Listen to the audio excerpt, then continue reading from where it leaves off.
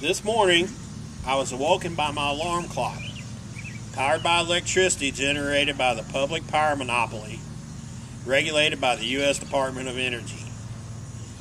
I then took a shower in water provided by the local municipal water utility.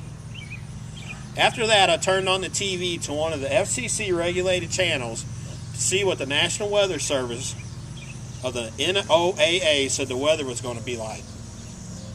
This using satellites designed, built, and launched by NASA. I watched this while eating my breakfast of USDA-inspected food and taking the drugs which have been determined safe by the Food and Drug Administration. At the appropriate time, as regulated by the U.S. Congress and kept accurate by the National Institute of Standards and Technology and the U.S. Naval Observatory, I get into my National Highway Traffic Safety Administration approved vehicle and set out to work on the roads built by local, state, and federal departments of transportation, possibly stopping to purchase additional fuel of a quality level determined safe by the Environmental Protection Agency using legal tender issued by the Federal Reserve Bank.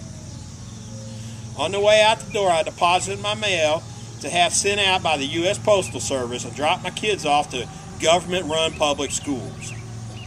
After spending another day at the workplace dominated by regulations imposed by the Department of Labor and OSHA, I drive my NHTSA car back home on DOT roads. I then log on to the internet, which was developed by the Defense Advanced Research Projects Administration. This according to TradersNarrative.com. According to the FreeDictionary.com, socialism is defined as any of the various theories or systems of social organizations in which the means of producing and distributing goods is owned collectively or by a centralized government that often plans and controls the economy. It is the stage in the Marxist-Leninist theory right between capitalism and communism. So is the United States moving from capitalism to socialism? I say yes. Let's take a look. Reasons why capitalism is being destroyed. This according to Paul Farrell of MarketWatch.com.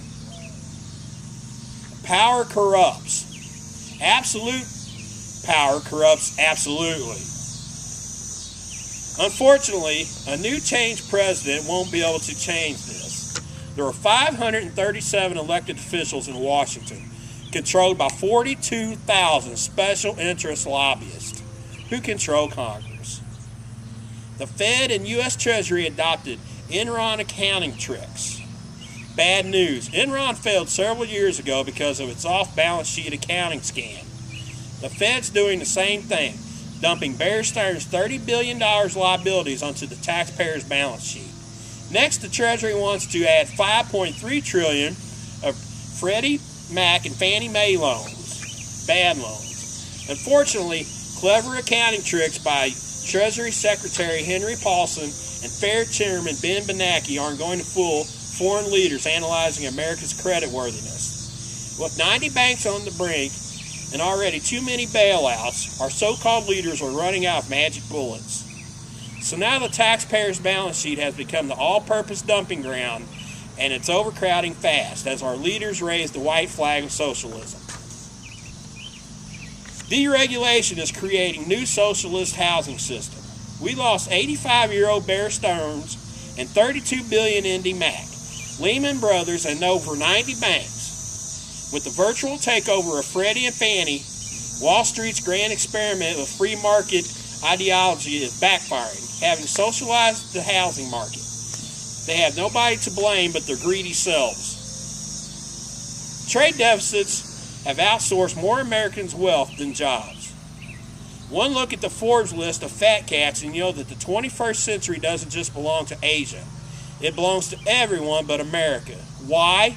Once again, remember Warren Buffett's famous farmer story and fortune.